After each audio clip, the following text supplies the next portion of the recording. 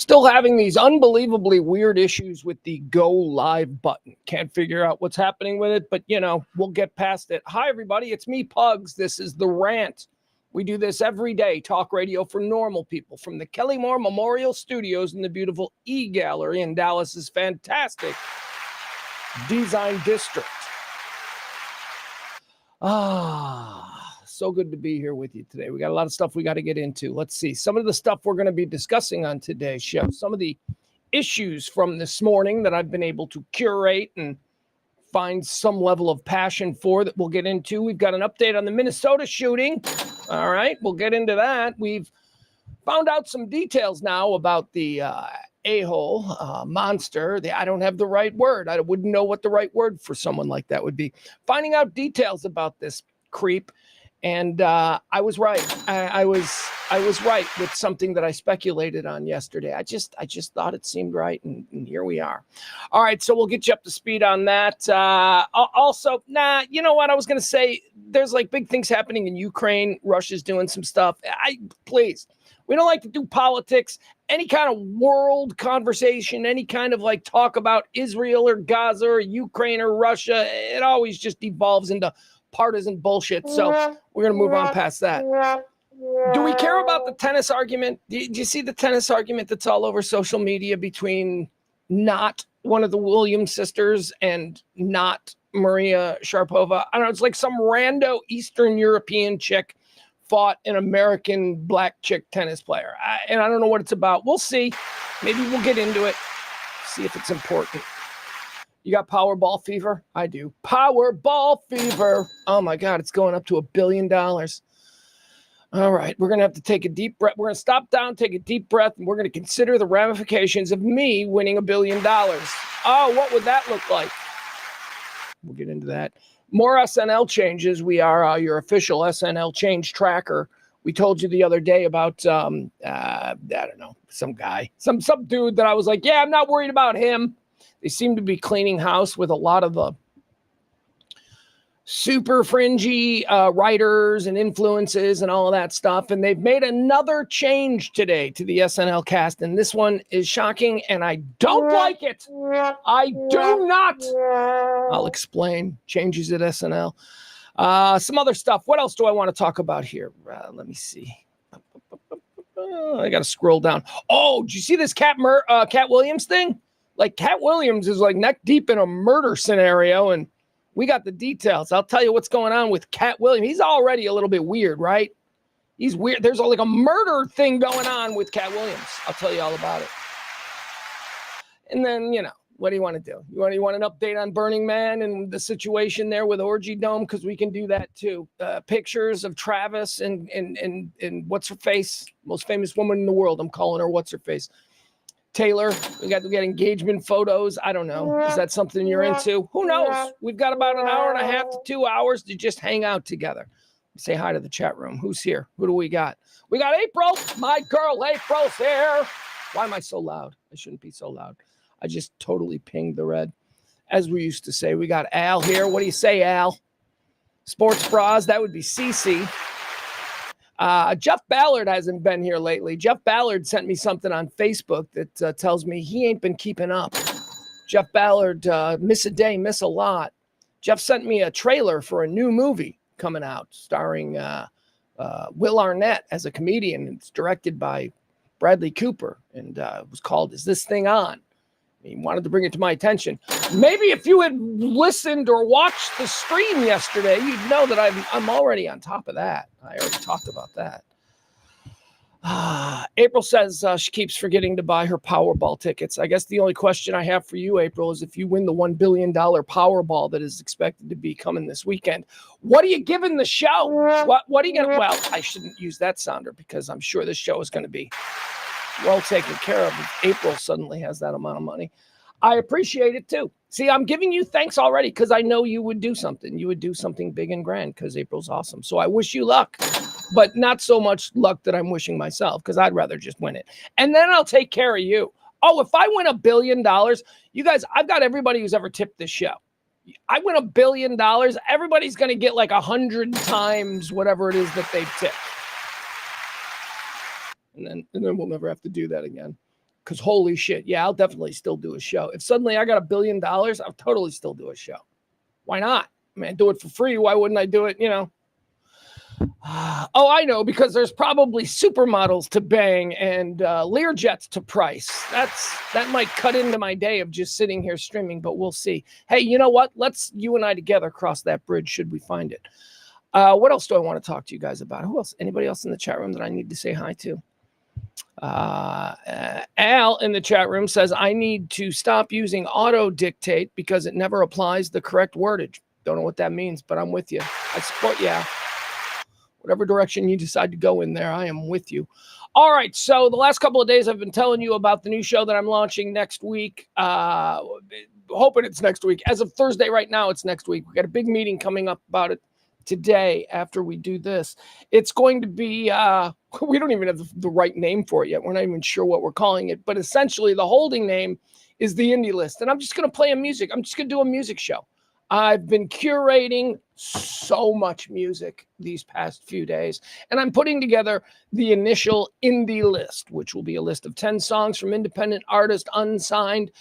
In other words, free to stream. I can stream, I can do radio with. But my goal and my buddy Rob's goal with this whole venture is much larger, and I won't bore you with it, but I do want to hip you to something, okay? I did it yesterday. I did it the day before. Every day of the past 4 days, I've been playing you a new song that is going to be on the indie list. I think I played If It Happens by We Were Promised Jetpacks. That was the first one. That's a great, great song. Then I think I played you the Mr. Dingles song. What was the Mr. Dingles song? Geez, I got to remember that one. The Two Chicks, it sounded a lot like, most of the comps I heard were Black Keys or Jack Black. I think they're more White Stripes, Jack Black than Black Keys, but okay. That was Sing to Me by Mr. Dingles. We played that one for you yesterday. That's this one here. Just to remind you. To know me, I just want you to sing, please sing to me. I know I'm not the one for you, but can I please pretend to be?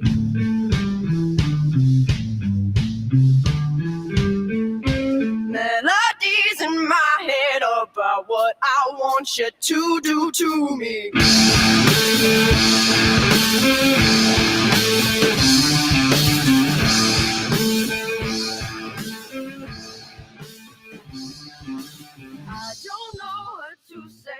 Can we just talk a little longer? That's Mr. Dinkle out of Seattle. Two chicks who met in School of Rock. I don't know how involved any of you are in School of Rock, but I've been to a number of School of Rock shows as I have some friends who have kids who are in it and all that stuff. School of Rock is amazing and so cool. I mean, there are no music classes anymore in schools, right? I mean, isn't that one of the things? Hey, let's make sure that the musical creative kids have nothing to do. If they can't play sports, then they should just sit in the corner. Yeah, there used to be like music programs and all that. School of Rock has kind of filled that gap, and they've really over the last decade or so done an amazing job. Helped by the movie, I'm sure. I'm sure the movie helped that. So there you go, Mr. Dingle out of Seattle. There are a couple of girls who met at the School of Rock, and now they're doing incredibly cool throwback sounding retro influenced music. The indie rock and roll band is alive and well.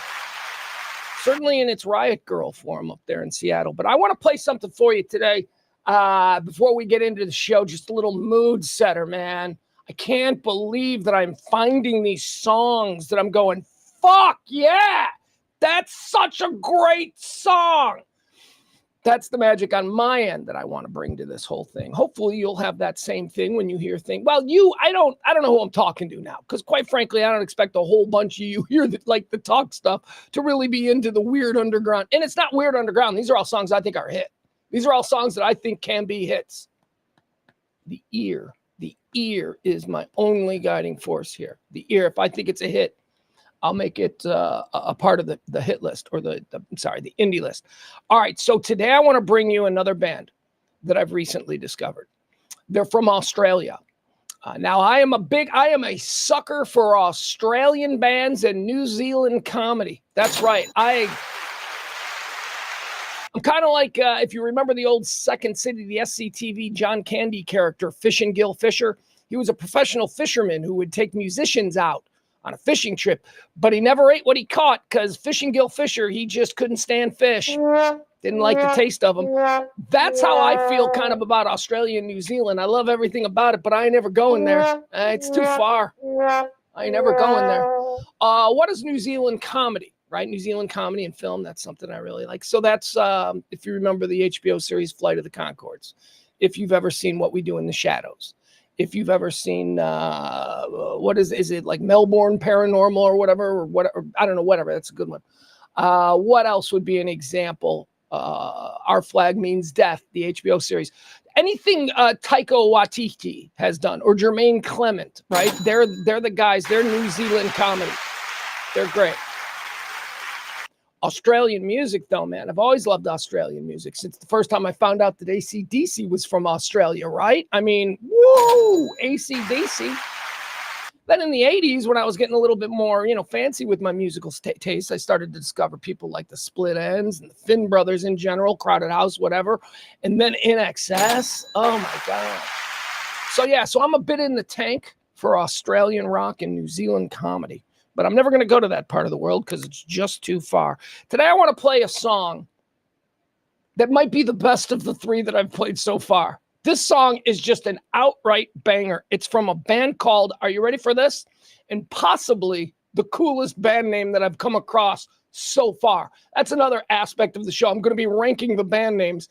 This right now is coming in at number 1 on the best band names. Are you ready? Teen Jesus and the Gene Teasers.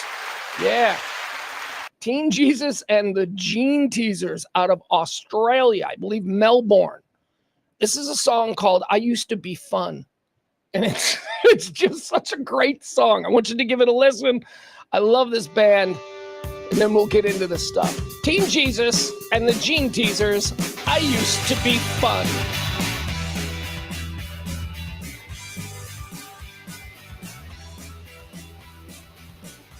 It's not my fault, it's just how it came to be. And now I'm old, it's all crashing down on me. I'm tired, expired with all that I've become.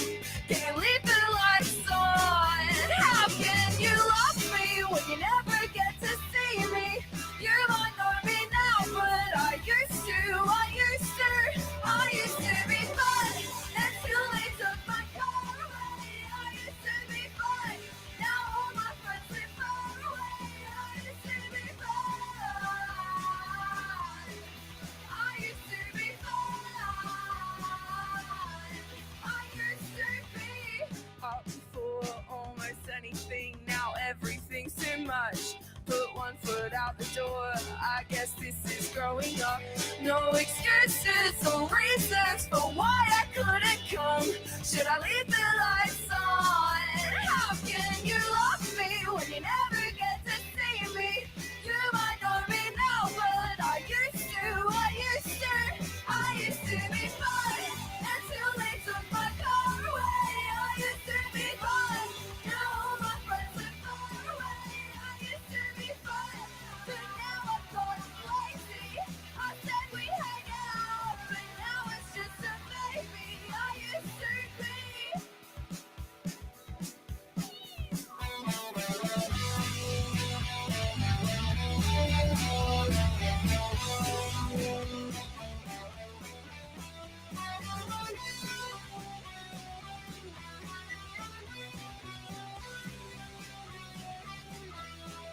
I used to be fun until they took my car away. I used to be fun.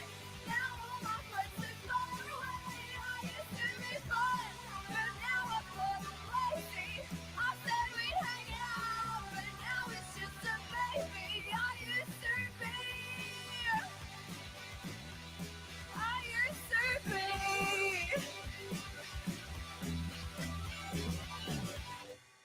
What fun little bitch. Teen Jesus and the Gene Teasers. I love them girls. Australian rock at its finest.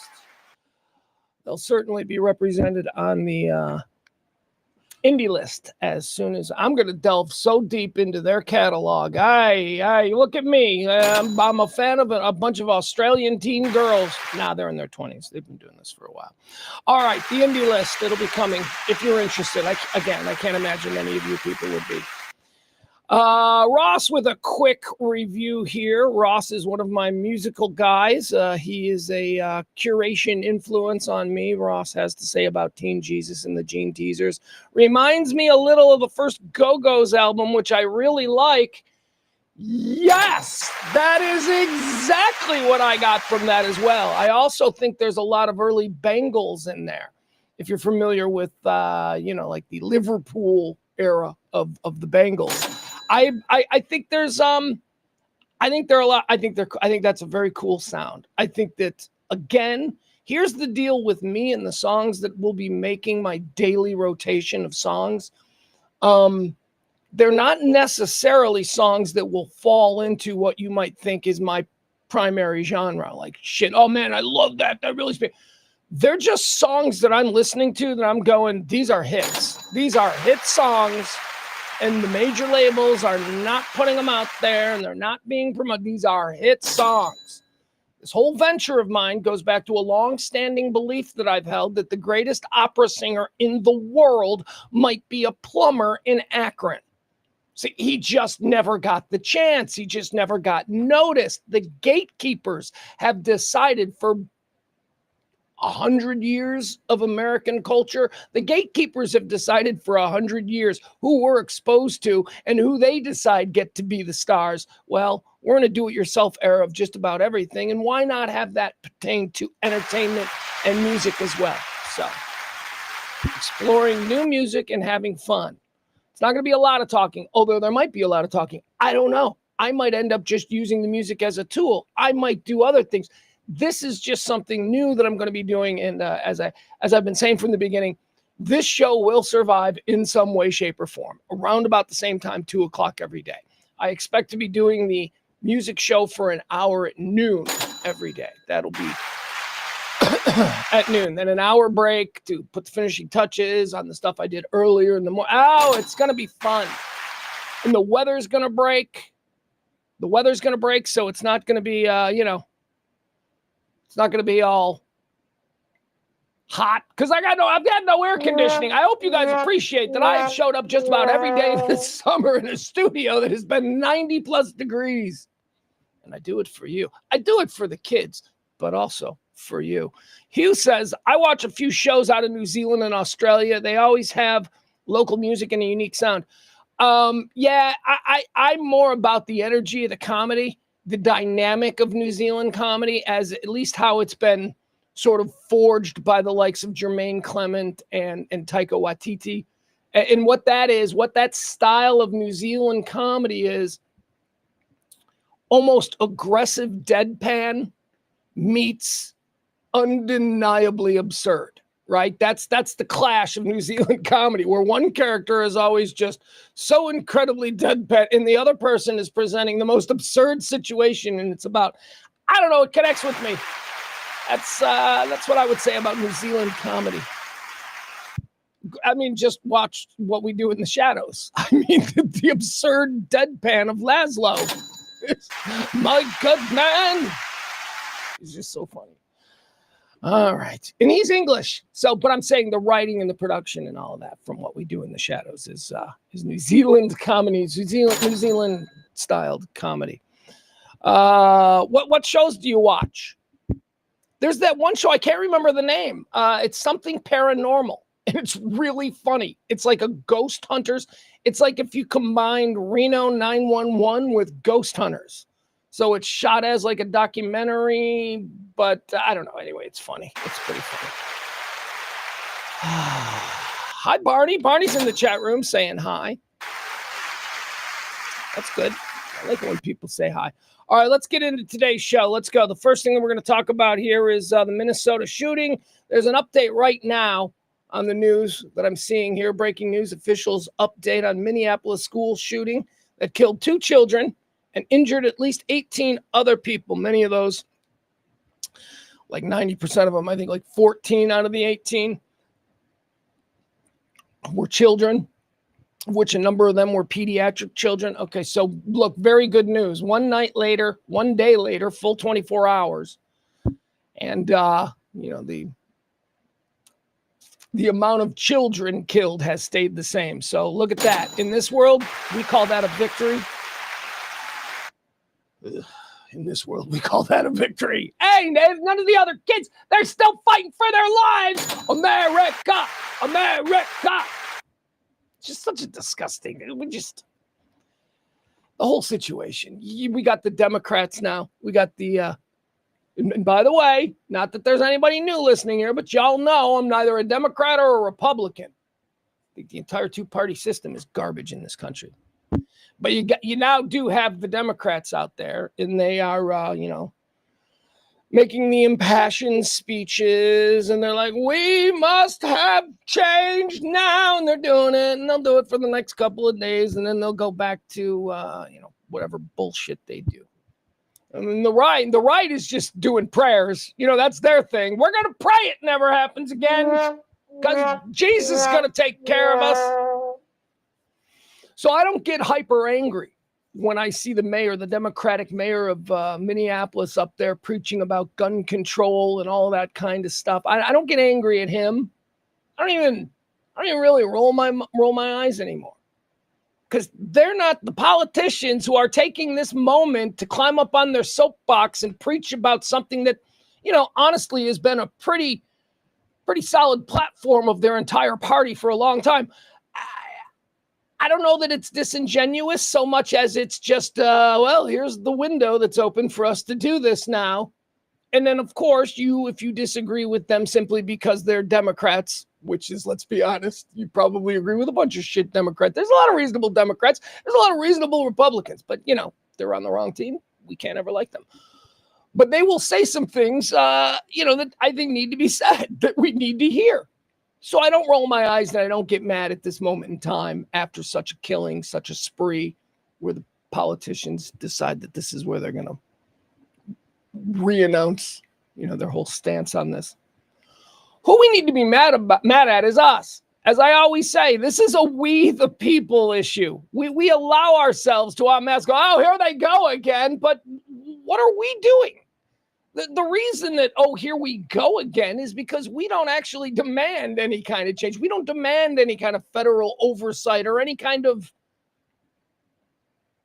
attempt to stop this. I mean, I saw my boy Barney was on Twitter today, and I saw he answered somebody, some pearl clutching, whoa, we've got to do something about this. Barney answered back with, well, what we need are well-armed teachers. And I'm like, oh, dude, come on, man.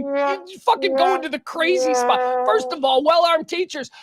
Do you know any teacher? How much are you going to pay teachers? That's what I want to know. Because if you want to get a mentally stable, well-armed, and highly trained educator, that's going to fucking cost us all kinds of money, which I'm fine with paying, but I know you aren't. So what are you even talking about? Nah, look, we just get our vets and we put them in schools. Yeah, okay, without any kind of, let's just arm some people who already might be borderline fucking psycho from whatever trauma they experienced in the desert. Come on, man. So these idiotic left ideas of we got to ban all this and all that, and we got to take stuff away from people, which never works in this country. You can't give the people something and then take it away. It doesn't work. See prohibition. It never works. And then you got the left banning everything, but then you got the right with like these equally crazy, non-serious ideas. And we, the people, we rally behind one side or the other. I'm with this stupid, completely unworkable idea. No, I'm with this one. Meanwhile, nobody normal is having a real conversation about shit you can do at the local level, at the school level. No, it's just all absolutes. It's all either let's take everybody's guns away or let's just pray to Jesus that it doesn't happen again. And I'm just fucking sick of it. So, no, my ire, my anger. Did my mic go out? Hold on. Okay.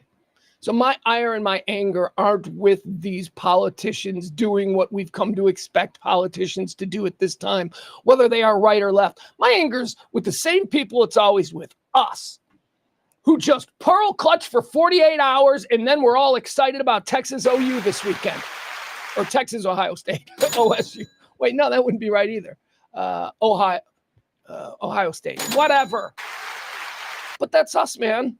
We have our distractions and we get lost in our distractions, and then we completely ignore the pressing social issue that is changing the way we live. And it's changed the way we live. We've normalized it.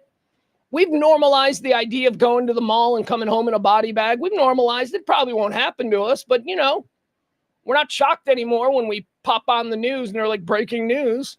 15 shoppers killed at a Target. Nah, it doesn't shock us. We clutch our pearls. And again, we say somebody needs to do something. And then once again, as I said, we line up between the two absurd party platforms. There's no reasonable conversation. If you want to do anything, you're a fucking libtard, right? What are you taking my gun? I mean, just come on. Reasonable common sense shit needs to happen. Anyway, let's talk about this freak show kid. It's Robin. His name Bob. He was born Bob, but then he changed his name to Robin. Ugh. So yesterday I was talking about this madman who did release a video. We got to know this guy, I feel, better than we've gotten to know any of the other weirdos. I don't know, my life is better for it, but I do have this information. He was fucked up on a million different levels. If you watch the video, this isn't... Because of the highly politicized world that we live in, everybody wants to make it like, he did this because he's a Democrat, or he did this because he's a Nazi. He did this because he's fucking crazy, because he's mentally unstable in America, and we don't really take mental health seriously. I don't know why. It's been one of the most enlightening and eye-opening experiences of my life. I fucking love it. It's made me smarter. It's made me nicer. It's made me better. I anticipate things now. Anyway, I don't want to go into and bore you with it, but that's where we are. You don't go get help for something like that. All right, so here's what we're learning about this kid. Yesterday, I told you that the reports early on was that he was trans. And I said I was a little apprehensive about leaning into that because, one, I don't think that one's sexual or gender identification has any more effect on their willingness to kill a bunch of kids in church than the color of their hair or the size of their waistline. Okay? Those are all just other things about the person. But if you want to be reductive and boil it down to a particular type of person that you politically are against, have at it. You're stupid. And you're not helping. So yesterday I said, can we just talk about this trans thing? I'm not out here going, it's not real. I think it's real. I think there are a lot of mental brain chemistry things. Maybe I lack the words to articulate it properly, but you know what I mean? There's a lot of shit that we don't understand that happens to other people inside their fucking heads.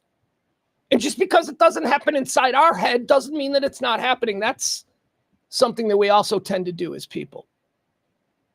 I've never seen that before. Well, okay, you've never seen that before, so what? You're calling bullshit, right? I don't know about that. And then you learn something new and you're like, I didn't know that.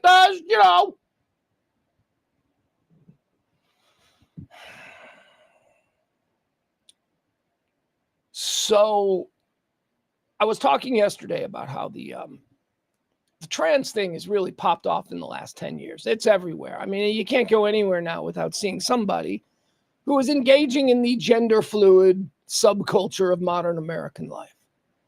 I got my dude, I do checkout at the Kroger every day. I got my dude or my dudette. Don't know, not sure, not pretty sure where he started. I think pretty sure they started as a dude, but now kind of, might be the other thing. Anyway, point is this. I see him every day.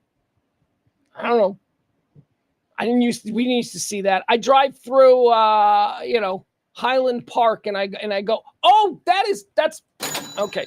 So I saw two, very together who I believe were trans. Isn't that also the problem with trans? Like if they're doing it really good, you don't know, right? Isn't that sort of the thing? It's like, but these two, saw them at Preston Village. which is like a very upwardly thing. Anyway, it's normal now. It is normal now to, see somebody. It might still be rare, and you might be like, oh, and you might notice, right?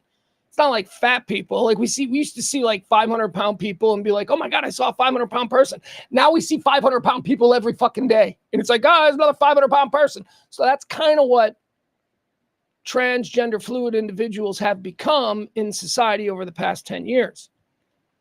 And again, I believe it's a very real thing. But I also believe because of the hyper exposure of this thing over the past few years, I think an entire generation of kids have grown up who are not trans, but are deciding that this is the group they're going to fit into, kind of like punk rock when I was in school. There were kids who didn't quite know where they fit in. And being a punk rocker and wearing a mohawk to school in 1983, that was your other places. Kids joined gangs to be a part of, whatever group they want to be. And I truly believe that within the last 15 years or so in America, there is a new group that some kid who's not quite sure what's going on with his life can join. And I think a lot of them are performatively trans, if that's a way to say. Now, that doesn't lessen the fact that there are real people out there who are really doing it, but it does, it makes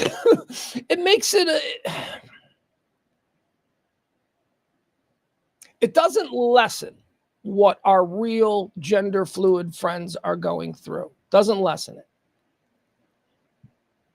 Doesn't lessen their personal situation. But it does make it so that a lot of people who might be allies, who might be like understanding of such a thing, roll their eyes and go, it's all bullshit. And yesterday I theorized that this shooter may not in fact be trans, that this shooter may in fact be one of these people who just became trans because they thought it was something that was now an option for them. So they gave it a whirl. And old Bob Weston, or whatever his name is, he changed his name to Robin with his mother's approval. She signed it when he was 17 years old. But according to the manifesto that he left, he did not want to be trans anymore. And I was right. He's one of these people. He's one of these people who are like, I dabbled in it. Here's the story, just so you don't have to take my word for it, because why on earth would you ever want to do that? This comes to us, again, from no less a source than the New York Post, one of the globe's finest tabloids. It says here, Minneapolis school shooter Robin Westman confessed that he was tired of being trans. And then he said in the manifesto, I wish I had never brainwashed myself. Again, this doesn't mean it's not real and that these people don't need our compassion and our empathy and our understanding. What I'm saying is it's more like 1 out of every 100 and not like 30 out of every 100 that it appears to be now. Transgender mass shooter Robin Westman confessed that it's the New York Post making a decision there. Although, wait a second, if he's saying he regrets it, I don't know.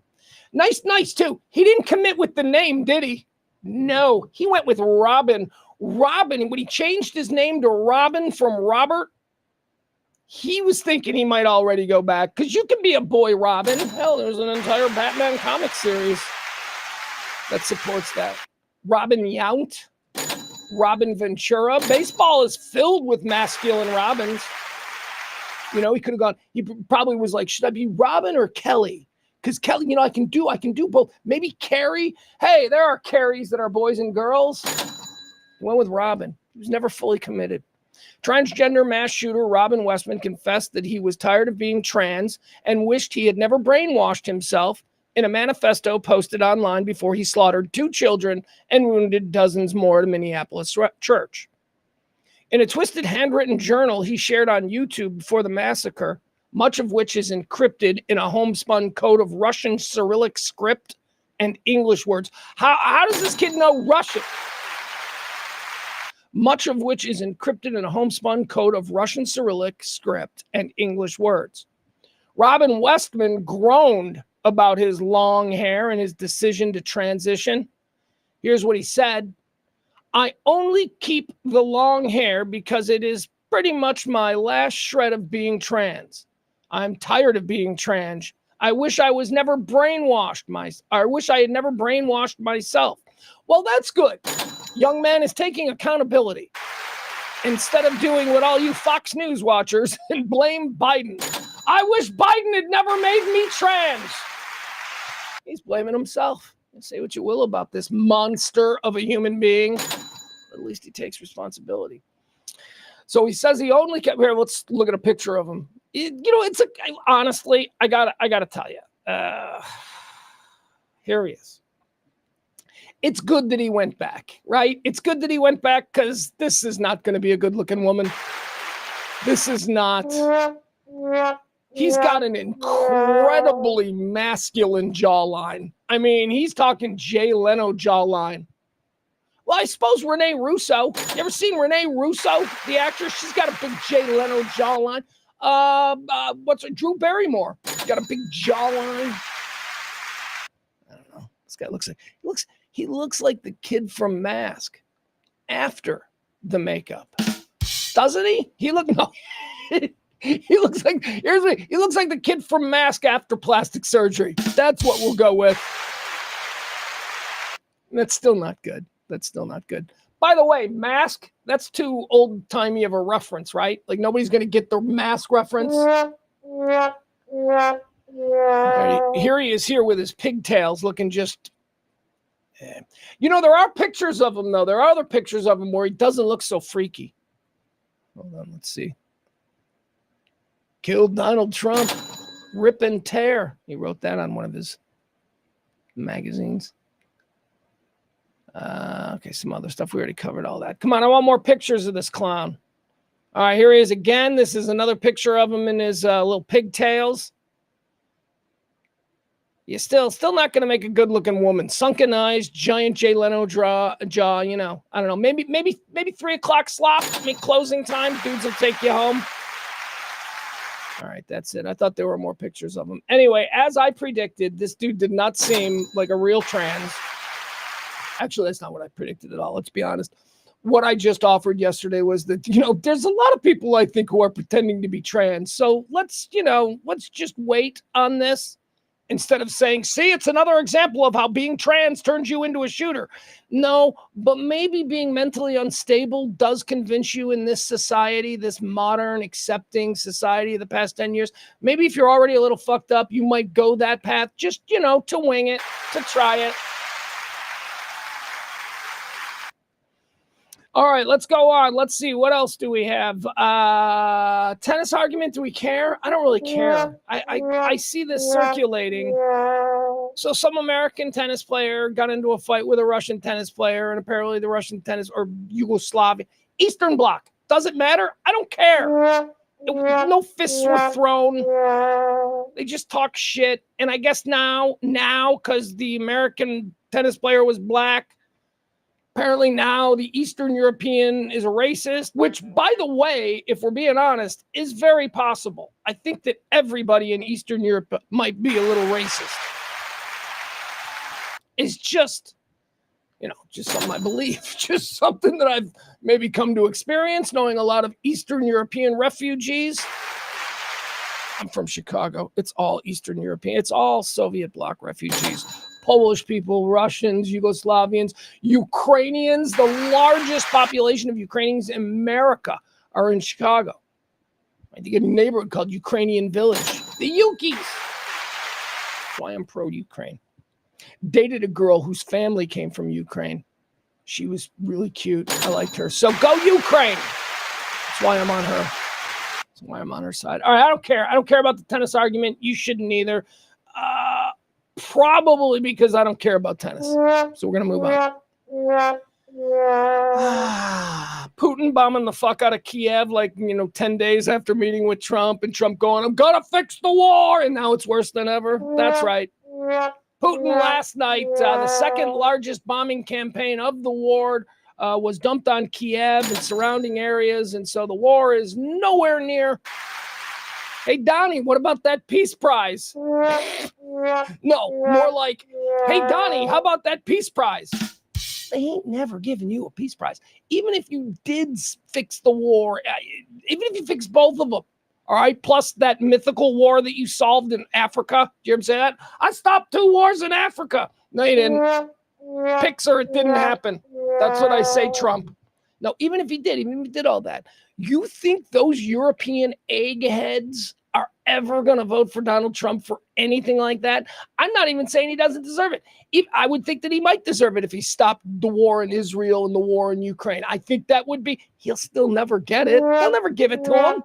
Not a chance. Not a chance. All right. What else do we have? Powerball. Holy shit, you guys. Did this sneak up on you the way it did to me? Actually, it didn't sneak up on me. When I buy the Powerball tickets for the next drawing is when this weekend. Is it Saturday or Friday? Not sure. It'll be my third consecutive time buying Powerball. That's right. I got in on this when it was like 450. And then last night, it was like, I bought a ticket last night for it. It was like $800 million in the Powerball. And now nobody won again. So I guess on Friday, it's going to be, they expect it to be over $1 billion. Oh my God, $1 billion. All right, let's find out what this is, because they always give us the story where they'll tell us what the cash payout is, what can we expect in taxes. Seriously, who fucking cares? You give me $1 billion. If the government wants to take 90% of it in taxes, I'll be like, I could live really well on what's left. Although, wait, what's 10% of $1 billion? Oh, look at this. Hold on. Whatever happened to my little AI friend? Didn't I have a little AI friend that I used to use? I think I forgot how to use my... All right, here we go. Let's see. Hey, AI Kelly, what's 10% of $1 billion? Hey, 10% of $1 billion is $100 million. Oh, jeez, what? Wait a second. 10%. Oops. 10% of $1 billion is $100 million. That's quite the chunk of change. Yeah, it is a chunk of change. And I just realized, why the fuck did I need... Is this what's happening to the human brain? Why did I need to go to AI? Because I immediately went, well, that sounds like a big number that I'm too lazy to grapple with. Let's go to AI. 10% of $1 billion? I had to ask AI. This is shit. I'm so fucking mad at myself right now. You have no idea. I didn't even think it through. I didn't even go, oh, all I heard was $1 billion, and I panicked and went, AI will save us. All right, the Powerball jackpot will soar past $950 million, becoming the sixth largest in games history. 3 months it has been since anybody won the Powerball. It says here the jackpot's $950 right now after no winning ticket was sold for Wednesday night's drawing. Players had the chance to win a whopping $861 million yesterday. It was the sixth largest prize in the game's history, surpassing the historic $841 million jackpot won last year in Michigan. All right, so just last year.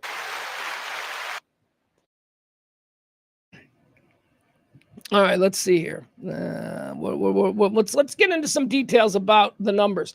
All right, so it's going to be Saturday night, 7 o'clock, I guess, or 9 o'clock. I don't know, when do they do it? 7? I always get it in the afternoon. It doesn't matter. Saturday night's drawing is estimated to be worth, or will be worth, $950 to $1 billion, with a cash option of nearly $450 million. Woo! What? Okay, so $450 million, that's the cash option. So what's taxes on? You don't pay, like, once you get that money, like, I'm not like, I'm giving a third. Is it a third still? Or do I suddenly get to pay rich man taxes where, it'll be like nothing? Well, how does that work? Or because I'm a broke guy going in, are they going to be like, no, we're taking all your money, lotto winner? Ha ha.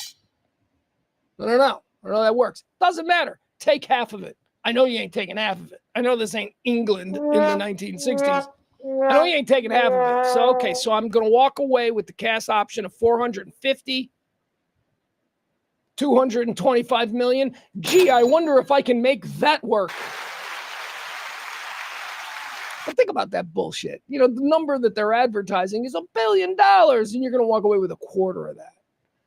And again, the cash option, why do people take the cash option even though it looks like it would be almost half?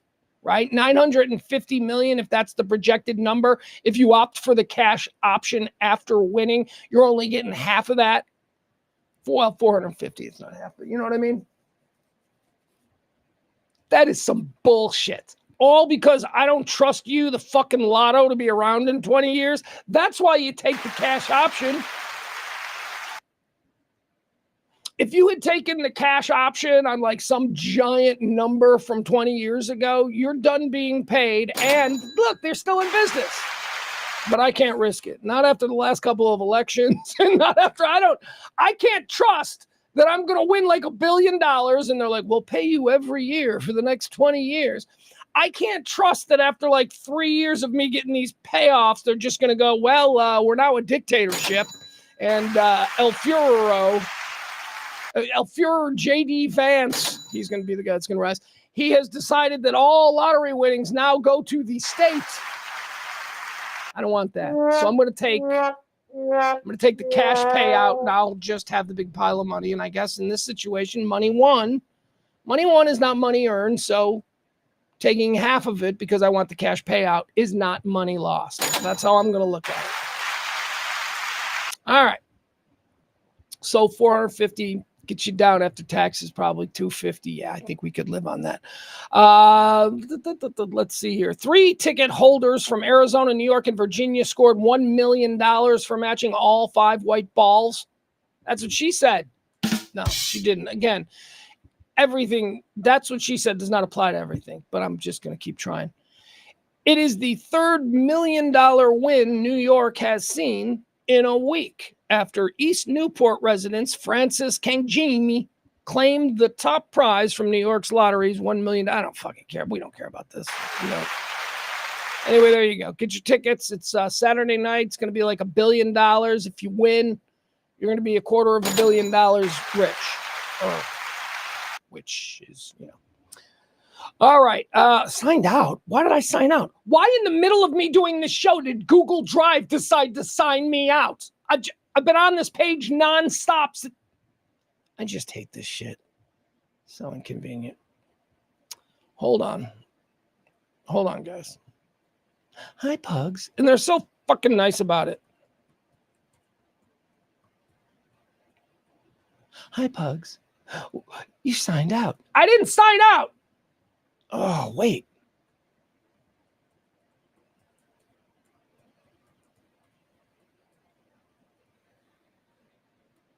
There we go. All right, I actually put the wrong Google Drive password in.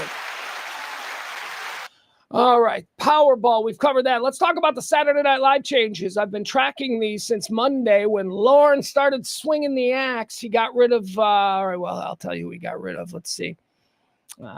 Making some big changes, season 51, going in a different direction. Now, I witnessed last year an absolute obvious war between 2 different contingents of writers. There were young, edgy, not afraid to be slightly offensive writers, and then there were more theatrical-based, wokester writers, if you will. If you remember, I used to be like, Shane Gillis is the host. Oh, that's good, because this week the cool writers will get to take over the show. And it'd be like, the next week it's Sabrina Carpenter. And you're like, oh, geez, the theater kids are going to run this one. A good rule of thumb is if the opening monologue contains a music, song, and dance routine, it's going to be a long night. It's going to be a long night because that's the writing team that is driving this show.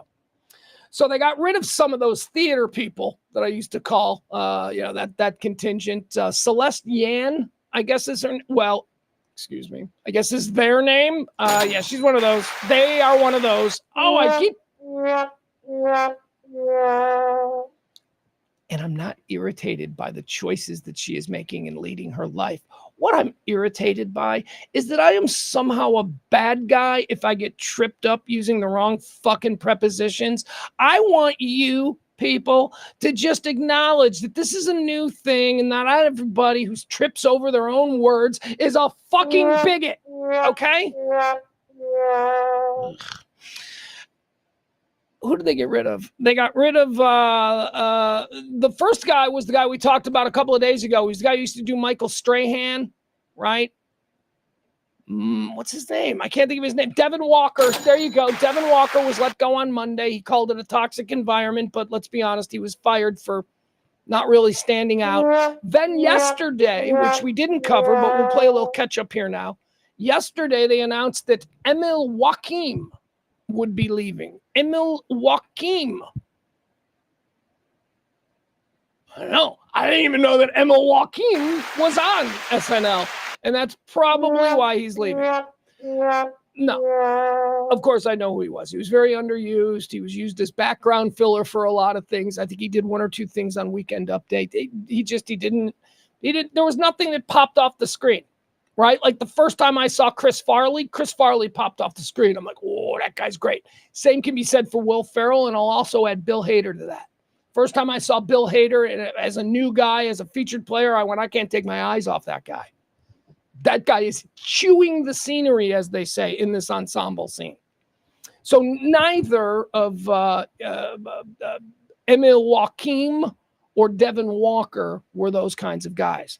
However, they announced just this morning that one of those kinds of guys has now been let go from SNL. And I'm shocked. This dude's only been on the show for 3 years. I thought he was going to be one of the big stars. I thought he was going to be one of the emerging guys. I find him to be really funny, really deadpan, really. There's a darkness to this guy's deadpan humor that I just fell in love with in his limited roles on the show. But I really did. I thought he was going to be a bigger star. I'm shocked. It was announced today that Michael Longfellow, the very funny Michael Longfellow, has been removed from Saturday Night Live's cast. He says here, Longfellow's departure is somewhat of a surprise, given that he was seemingly being primed to take over as the Weekend Update host. He was. That was the whole thing. We thought that's why the bulk of his stuff last year was on Weekend Update. He would come out and he would just kind of show his personality and be funny and talk about something in the news. And he was great in that Michael Longfellow deadpan with a little bit of darkness kind of way. Yes. Okay. So it's being seen as a surprise since he was expected to take over the Weekend Update desk.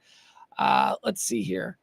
You know what? Okay, let's watch this. We actually got a little piece of it. If you're unfamiliar with Michael Longfellow, this was him. I thought he was really funny.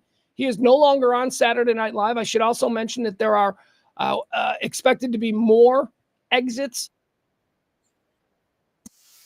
Hold on. Sorry. Probably announced today, I would imagine, today and tomorrow.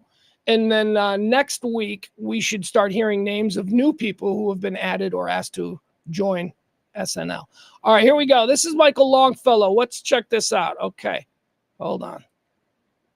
He is no longer on SNL, and I think that this is a mistake. I think that he's a real funny guy.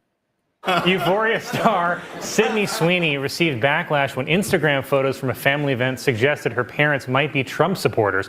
Here to comment is one of our new cast members, Michael Longfellow. Hey, hello. Thank you. Hey, Colin. Hey, Michael. So what do you think of Sydney Sweeney getting all this backlash for having conservative parents? Well, my family's from Arizona, so if you can get in trouble for what your parents think, it's been a good run. They're conservative? Well, my dad's anti-COVID vaccine. He doesn't really believe in the virus, which is crazy because every anti-vax article he sends me gives my computer 10 of them. Do you read any of the articles? I try, but there's so much Simpsons porn on the side. That's tough. That's tough. Well, you don't feel the need then to distance yourself from your dad? For being anti-vax? No. You shouldn't cut anti-vax people out of your life. They could be dead tomorrow.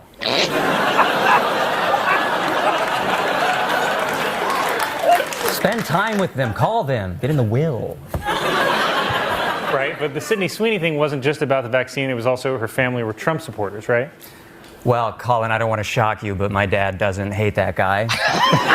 Really? No, he's not one of those anti-vax Arizona liberals you're always reading about. You got to stand up to your parents. When I found out my dad was voting for Trump, I sat him down and I told him, hey, you keep going down this path, I might have to pay for my own car insurance next year. Then he told me how much it was, and I said, well, I didn't know that when I said that, so sorry. And what about the rest of your family? Do you consider stepmom's family? Yeah, I think so. Shoot. Listen, family dynamics are complicated. You get it. I imagine a lot of people in your family are Republican. Well, not really. Oh, just you? I don't know. I'm saying I'm more of like a Bill Maher liberal, you know? Right, a Republican. Listen, just to make it super clear, I'm very liberal. I'm not a Republican. I mean, unless I get boarding group A at the airport, then I'll be one for like 4 minutes, but that's it. Usually I'm like anarchy, chaos, burn the system to the ground. But if I'm in boarding group A, I am like, well, order must prevail. I mean, we are a society. After all, don't touch me. Get off me! That's how rich people say, get off me. They always say it like 1.5 times. Get your hands off. I said get your hands off me! Michael Longfellow, everyone. There he is. I'm all for chaos and anarchy unless I'm in boarding group A. Then I'm like, well, there simply must be order. He's funny. Michael Longfellow is no longer on Saturday Night Live. It was announced today that he would be leaving. A surprise cut. All right, now let's talk about Katt Williams. This is a weird situation. So Katt Williams, opener, the dude who opens for Katt Williams on tour, has been shot and killed at a home that is also the registered address of the Katt Williams merchandise company, and the prime suspect in the murder of Katt Williams' opening act at his merchandise facility is Katt Williams' personal bodyguard and possible cousin. Yeah. It's a weird situation coming out of, outside Memphis, which is where this is. It's happened in a suburb in Mississippi where Katt Williams has a number of properties, and I guess where he lives or where he operates. But, don't be confused. It's Mississippi, but it's like right outside Memphis. It's like a suburb of Memphis. It says here, man arrested for murder of comedian Reggie Carroll works security for Katt Williams. Let's give you a picture of these three people so that I can read it to you. Here you go. All right, so on the left, you have the guy in the jumpsuit who's accused of murder. Then in the middle, you have the comedian who is now dead, Reggie Carroll. And then, of course, to the right there, you have Katt Williams himself, the boss of all of these people. All right, let's see. What does this story have for us? All right, it says here, a man charged with murder in connection with the fatal shooting of comedian Reggie Carroll worked security for superstar comic Katt Williams. This, according to multiple local reports. Carroll, 52 years old, suffered multiple gunshot wounds, the South Haven Police Department said in a news release. The late comedian was from Baltimore and had been touring this year with Katt Williams and Monique. Carroll, this is the dead guy, frequently posted pictures and videos from the tour on social media. He even posted video on his YouTube page of Williams getting a street named after him in Cincinnati this past April. Immediately after the fatal shooting, police arrested Trademarks Williams. Again, Trademarks Williams is the security guard for Katt Williams, and people think he's his cousin too, but I haven't seen that confirmed anywhere. Immediately after the fatal shooting, police arrested Trademarks Williams and charged him with the murder. South Haven is located just outside Memphis, Tennessee. Let's see here. The website for Katt Williams' company says that the location of the murder is a home that doubles as the official merchandise store for Katt Williams. Fox 13 in Memphis sent a news crew to the house after the shooting and found a notice posted outside on the door saying 14-day notice to quit for criminal activity. So this is interesting, isn't it? So this house that was being rented by apparently Katt Williams worldwide and being used as sort of a distribution point for his merchandise. When people buy it online, they get it from there. After this murder occurred, after what police are saying, Katt Williams' bodyguard murdered his opening act. After this occurred, they went and they're now going to evict Katt Williams and Katt Williams Enterprises from there for, again, I'll read it to you, 14-day notice to quit, which means vacate, for criminal activity. What's the criminal activity? Well, they murdered somebody there. I never heard of that app. I guess that's something that can happen. So if you're renting and you murder somebody where you're renting, your landlord might have grounds for eviction. So not only will you either be murdered, having murdered someone, or seen someone murdered, but you're also going to need a new apartment, a new place to live. In a second report, 3 sources told Fox in Memphis that Katt Williams worked security on tour for Katt. Says here, while the two have the same last name, it is unclear, as reports vary, if the security guard and the comedian are in fact related, with many stating they are cousins. Memphis TV station CBS 3 also looked into the Katt Williams background and reported that he works as a bodyguard full-time for Katt Williams. It's probably his cousin, right? It's got to be his cousin. Regarding the dead comedian, he had moved down here with Katt while they was on tour. Well, yeah, I'm quoting someone who told while they was on tour. Obviously a black guy who says things like, they was on tour. People are asking why Mitchell stated, people are asking why Mitchell, who is apparently the person talking about this, Mitchell's another comedian, I guess. People are asking why. Mitchell stated, they don't understand because the last time anyone talked to him, his spirit was different. He was laughing and talking. It's one of those things you see a person and then you don't see them the next day and they're completely different. Reggie Carroll was a father and a veteran. Okay, so it's kind of weird, huh? You got your body card and your opening, and what is going on there? Stay tuned, ... Maybe we're going to have a nice little urban celebrity, because he's really an urban guy. You know, Katt Williams did not go mainstream. Katt Williams is very urban comedy. He's not Jerry Seinfeld, okay? He's still, you go to a Katt Williams show, right? And you're a white dude, you're going to be heavy minority is my thing. Although there will be probably some like skinny, heavily tattooed white dudes with big fat black girlfriends. That's something you'll see. Nothing wrong with that. But that is a weird sort of social dynamic that you see. You see like really gross, but tall and skinny, physically fit, but skinny, like white dudes. And they always have big, giant, fat girlfriends. Black girlfriends. All right, let's keep going here. That's the Katt Williams situation. Let's talk about Bill Belichick and his gold-digging girlfriend. That's right, Jordan Hudson, Bill Belichick's girlfriend. We've all been watching this two creepy couple now for a couple of years. They started dating when she was like, I don't know, 16, 17. What is the official story now? We're going with 18. All right, let's just say 18. Wink, wink. Bill Belichick's 93. 93 years old. She's 17. So they've been dating for a while. It's become normalized. It's normalized. Nobody's like, at first you're like, hey, that's weird. I'm against this. And then now it's just like, yeah, it's him and his 15-year-old girlfriend. So guess what? They are out there and they are doing, well, she's bored, Jordan Hudson. She's sort of managing Bill Belichick's career and she's bored. So she's out there with the Bill Belichick company, and what she's doing is she's trying to trademark a whole bunch of things. Whole bunch of words, stuff that's used against her. She's trademarking gold digger. That's right. Bill Belichick and his girlfriend filed a trademark for the term gold digger. It says here, football coaching legend Bill Belichick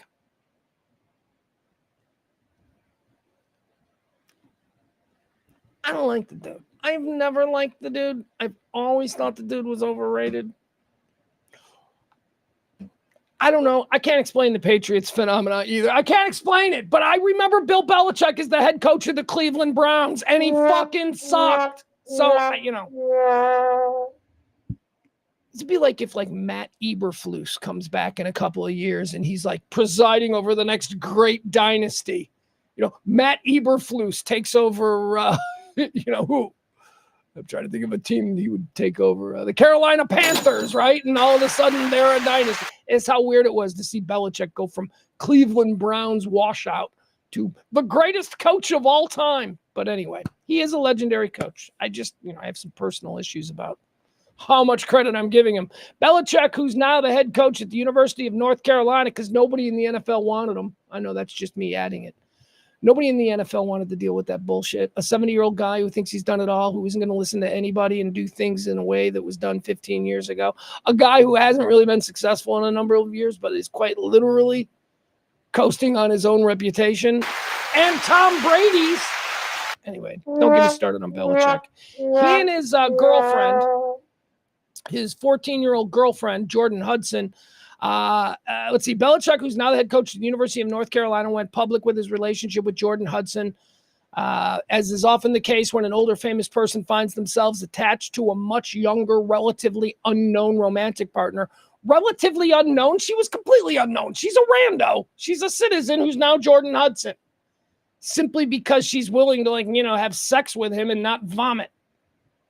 According to Daryl Rovell, he's an NFL writer, the couple is now attempting to make money off of the gold digger insult that has been levied against her. It says here, a company owned by North Carolina football head coach Bill Belichick and managed by his girlfriend Jordan Hudson has filed to trademark the term gold digger with the intention to use the mark on jewelry and keychains. So she's going to make some little boutique jewelry called gold digger jewelry. The couple hasn't stopped there. Belichick and Jordan's company have filed 17 other trademarks. All right, are you ready for some of these? One of them is Chapel Bill. I can see that because they're in Chapel Hill, North Carolina. He's the new coach. If he turns that thing around, a lot of people are going to be like, oh, he's Chapel Bill. So I get that. That's a good one. I can see why they would do that. Let's see. The other one that they've trademarked is the phrase, the Belichick way. Again, I roll my eyes at this. What were you doing the better?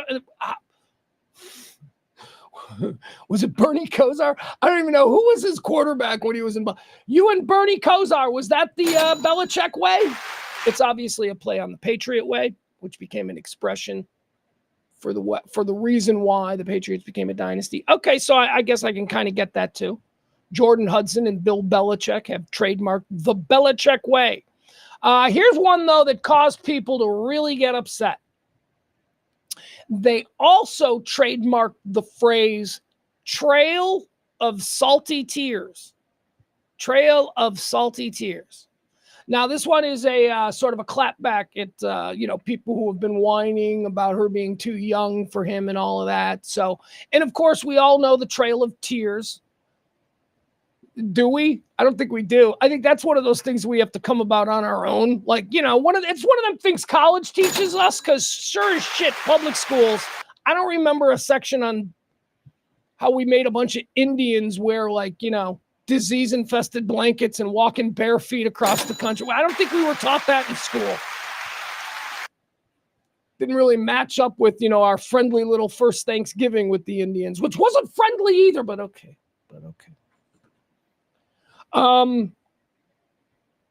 Trail of Salty Tears has obviously received some blowback from the pearl-clutching you wokesters who just want to be heard.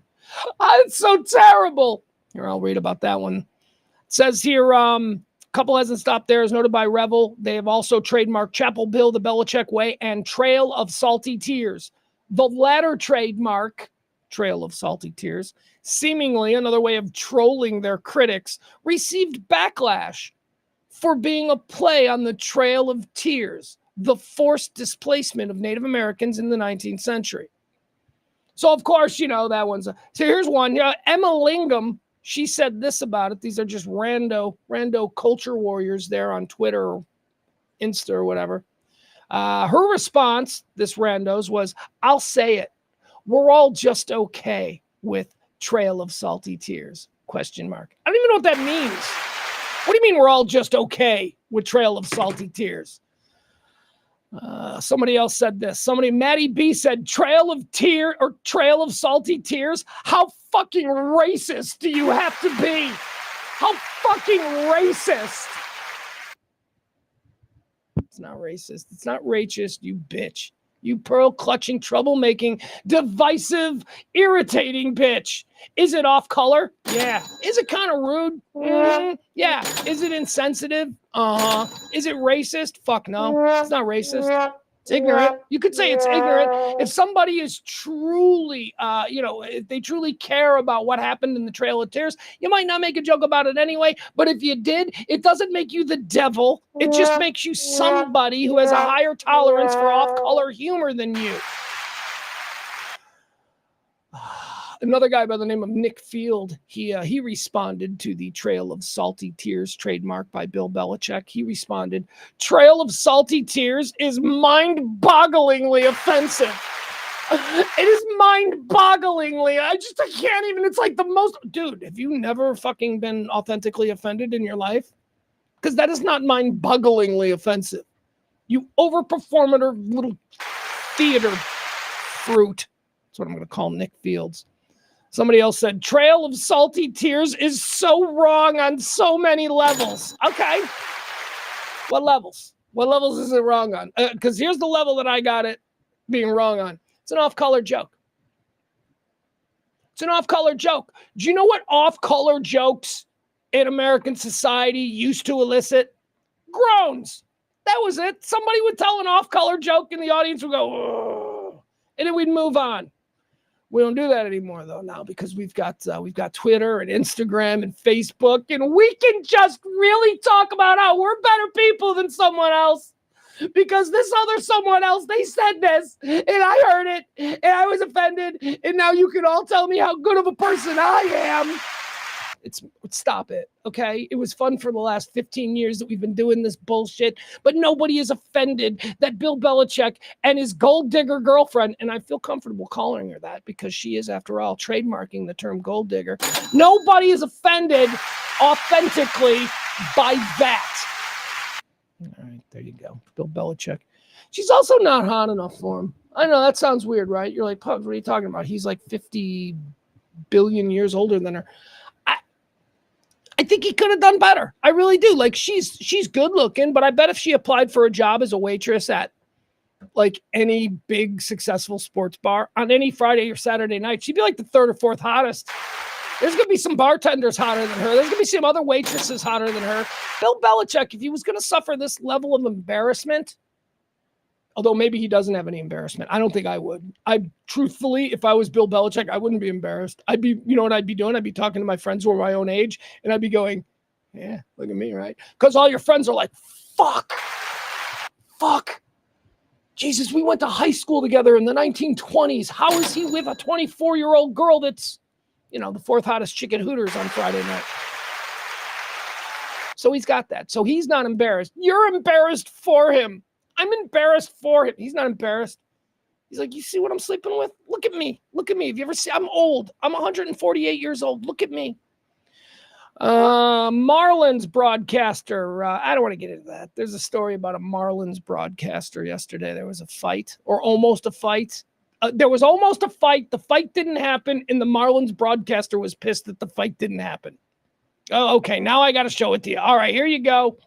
The Marlins broadcaster is taking all kinds of garbage from people who are like, why is he inciting violence like that? Because he's a sports guy. And can we go back to being, sports fans like we were in the 70s, 80s, and 90s when there were fights and we loved it? If a fight broke out in some sport that we were at, we would go home and that would be the most memorable game that we'd been to, even if we'd been to 15 before it that season. Remember the one where the benches cleared? I mean, come on, man. That's fun. And nobody gets hurt in a sports fight. Anyway, here you go. This is from last night. Where do we have the video here? Full video. Oh, we're going to have to use this one. I don't know if that's going to work. No, it's not. All right, hold on. I got to start. I got to stop sharing that. Here we go. Yeah, we'll use this one. We'll go. I have these conversations with myself out loud. All right, here you go. Here, we'll play this one. And the Braves Iron Man. Here's Acuna. Oh, he got hit. Oh, boy. Ronald's not happy. Well, we've seen this before. Oh, the benches are going to clear. Everybody feeling a little testy this afternoon. They might issue warnings here. There was no intent by Gusto, but after the homer by Olsen, here comes the bullpens. That's a relatively half-hearted effort. If you're that mad, charge him. Yeah. If you're that mad. And the Braves Iron Man. Here's Acuna. Wait, is that it? Hit. Oh, boy. Hold on. Relatively half-hearted effort. If you're that mad, charge him. Yeah. If you're that mad, go after him. See, you don't see that anymore. No. All right, there you go. So he's taking all kinds of shit for that. Because he said you don't see that anymore. And you know what? I get it.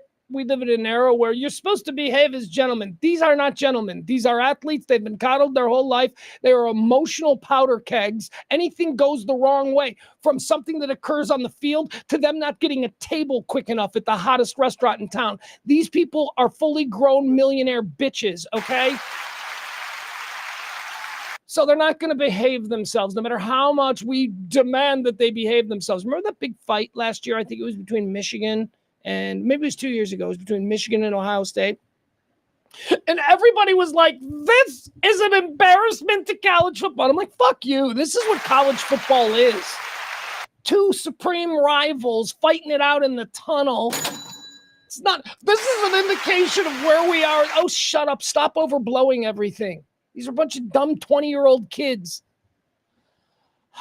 So anyway, the announcer for the Marlins, he said that, we used to be able to charge the mound. And he's right. We used to be able to charge the mound, and then two fully grown world-class athletes would throw punches like a bunch of prepubescent girls. And we'd all laugh at how absurd baseball fights were, and then we'd go home. Hockey fights. Man, I used to go to hockey games when I was a little kid with my grandpa. And the most exciting thing, two things. There was like this cloud of smoke because everybody just chain smoked at the old Chicago Stadium. So I just always remember being in the lower bowl there at the Blackhawks games with this cloud of cigarette smoke just hanging over, and then nothing but fights. Left and right. The only thing that I enjoyed about hockey was the fights. They were fun. They were fan intense. They were interactive. The fans throwing stuff. Why did we stop doing all that shit? Why did American sports get so sanitized? Where now every time somebody shows emotion and loses their shit, it's some indication of society at large or just the decline of the sport. Ty Cobb murdered a dude. Ty Cobb was a racist who murdered a dude. All right. What else do we have? Do we want to look at Taylor Swift and Travis Kelce engagement pictures? No, we sure as shit do not. What else do we have? Here's some fun video. Here's a little video. We'll get into some video segment here. Here's a great little piece of video from Grand Prairie. I don't know if you're out and about here in the Dallas-Fort Worth area and if you ever see this guy. Apparently this guy's out there rolling around. He's known as the Batman of Grand Prairie. Here he is. Check him out. He was out there today. This comes to us from our friends at Dallas, Texas TV. That's right, the Batman of Grand Prairie. He's real. Get to our side. Look at him. Look at him behind him. He's coming like right here. Listen how excited people are. You know how excited these people are? And you see how much I'm playing it, I'm laughing. So if you see this guy on the road in his Batman motorcycle, you're going to see in a minute, in his Batman motorcycle wearing his full Batman regalia. If this makes you angry, you're an asshole, okay? If this guy's eccentric little thing that is hurting no one makes you angry, you're an asshole. Because these people who are filming it, they have the exact reaction that we should have to one of our harmless mental cases driving around dressed as Batman. Giggles and joy. All right? So here we go. Let's watch the Batman of Grand Prairie. He strikes again.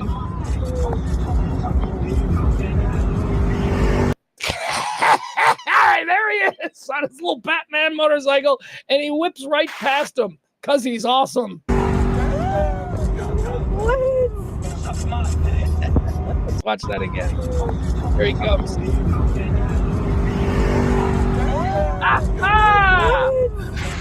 The world sucks. The world sucks, but not for that guy. That guy in his head is the Batman of Grand Prairie, and I salute you. Oh, it's so hot in here. Also, okay, so we were just in Grand Prairie. What do you say we just move a couple of miles away? Let's check out some happenings in Irving. This happened in Irving yesterday. Apparently there's a lot of Indian restaurants in Irving. I didn't know. I don't spend a lot of time in Irving. This comes to us from some Indian restaurant in North Irving yesterday. Again, this comes to us from our friends at Dallas, Texas TV. Oh yeah, it's one of them things where a car drives in. But here, watch this. All right, so this is in Irving yesterday.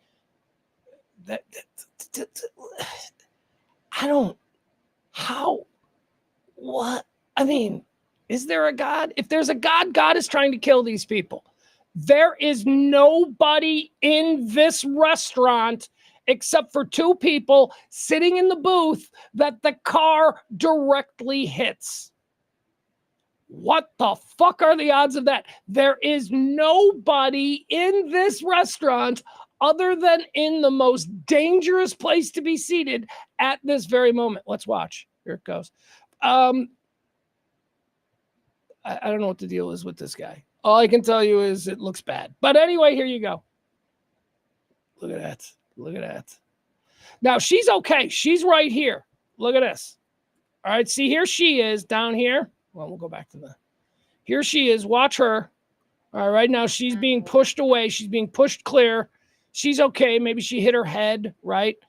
This dude, though, man, this dude takes a direct hit. Here he is. No fatalities were reported. So the story didn't read like there was any serious injuries. Although, God forbid, I don't know what the fuck I'm talking about, right? So if there is, whatever. But my God, look at this. I mean, he's right here. He does not get pushed away the way she does. She gets pushed away clear of the car and the car tires. This guy goes right through them. The car goes right through the middle of him. So now he's fallen. So now he's down here in the middle of the car. He's being shoved into these tables, being pushed. Oh, God. See what I mean, folks?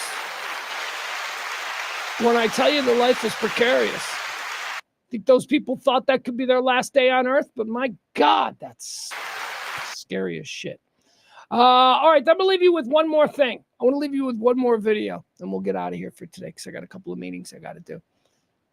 You know how I always talk about one of the things that I want my 16-year-old son to be above all else is just confident in who he is. There are a lot of young people who do not have confidence in who they are. And because of this, they try to become somebody else. And they make mistakes. And they make sometimes mistakes that they'll never be able to get back. Like, I don't know. I thought I was, at 17 or 18, I thought I was the kind of guy that would have a tattoo on his face. You know, they make stupid mistakes. So making sure that your child is confident in who they are and what they bring to the table among their peer group and all that, making sure that they're confident is very important. I think in them ultimately finding out who they are. Confidence. Let me show you something that's great. I saw this video today and I just thought, I agree. I'm just going to play it for you and then we'll talk about it. It is a woman on TikTok, a very hot woman on TikTok who is talking about somebody who, well, I guess for lack of a better word, took their shot. Somebody took their shot with this incredibly beautiful girl. She explains it. And then some other person comes on and talks about this kid. And I want you to see this because I thought this was pretty cool. Here you go. I call this the world's most confident kid. And yes, I might argue that he is a hero among young men. Here we go. Hold on. Hold on. Here we go. Okay, this is the girl. As you can see, she's very attractive. She's at a gas station. Here's what she has to say. Just had some 11-year-old literally ask me if I would pop a titty for the boys. All right. So an 11-year-old boy walked up to this strange hot girl at a gas station and asked her if she would pop a titty for the boys, which is epically confident for an 11-year-old boy. And I just must think that he dominates the 11-year-old girls. Hell, this is the 11-year-old boy who's like in 6th grade and he's dating a girl in 8th grade. That is who this guy is. He's the Kelly Leak, if you're familiar with the Bad News Bears reference. All right, so let's watch this again, and then some guy pops in and kind of explains what this kid is going through, and I just thought this was a great video. It's a lot of fun. Here you go. Just had some 11-year-old literally ask me if I would pop a titty for the boys. Listen, as a former 11-year-old, whoever the fucking legend is that popped that question, that was a canon moment. That's going to be remembered in that friend group for the rest of eternity. So you don't even know the community service that you just did by existing for that moment to happen. It's true. Absolutely true. And here's why I know it's absolutely true. Because when I was in college, I think I was a sophomore in college, I had gone up to a Northern Illinois University for their homecoming. So this is probably 91, maybe 92, somewhere in there. And what was I forgot the name of the I can't remember the names of the bars that we used to go to. Anyway, we were at this bar the day of the homecoming game up there at Northern Illinois University in DeKalb. And I don't know, everybody in that town knows that the most famous person to come from DeKalb is, of course, and at this time in 1991, global supermodel Cindy Crawford. Cindy Crawford was an NIU girl from DeKalb, and her family lived there and all that stuff. So we're at this bar, and Cindy Crawford's there. Cindy Crawford's at this bar for NIU homecoming with friends. Not like it's a Cindy Crawford appearance. No, Cindy Crawford came home, and I think she was with Richard Gere at this point, but she wasn't with him at the bar. Richard Gere wasn't there. But it was just like Cindy Crawford. She came home for NIU football. It's what she was raised on. She's there with all of her friends that she grew up with, but she's there. And one of our friends named Mike, I don't remember his last name because he was a college friend, but he was one of these guys. Mike walked right up to Cindy Crawford and started flirting with her and tried to give her his number. Now, Mike knew that this was an absolute fool's errand, but you know what? He did it anyway. And we still tell that story about the time he just coldly walked up to Cindy Crawford and was like, "What's going on with you, girl?" It's like, why not? Why not? The rest of us sitting there paralyzed. Meanwhile, this guy can die saying, "You know what? I was in the room with Cindy Crawford and I took my shot. What about you guys?" And the rest of us are like, "Nah, we didn't. We never had any chance because we never even took that shot." Anyway, that kid's pretty cool. I like that little 11-year-old. Hey, you whip a titty out for the boys? That's great. I'm sure he's a handful, though. I mean, I don't envy his mom and dad. I'm sure that kid's working angles all the time. Sounds like a 25-year-old recent, college grad, recent frat boy, not an 11-year-old. All right, no show tomorrow, gang. No show tomorrow. I got a lot of meetings tomorrow, but we will be back Monday. Just a word to the wise. Monday does begin Pledge Week. I know you guys hate it. I hate it too. This show runs on your tips and your gratuities, so I'm going to be hitting that hard on Monday as it is Pledge Week. All right, that's it. That's all I got.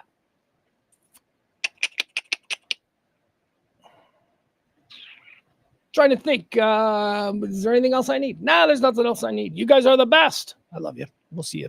Not tomorrow, but Monday.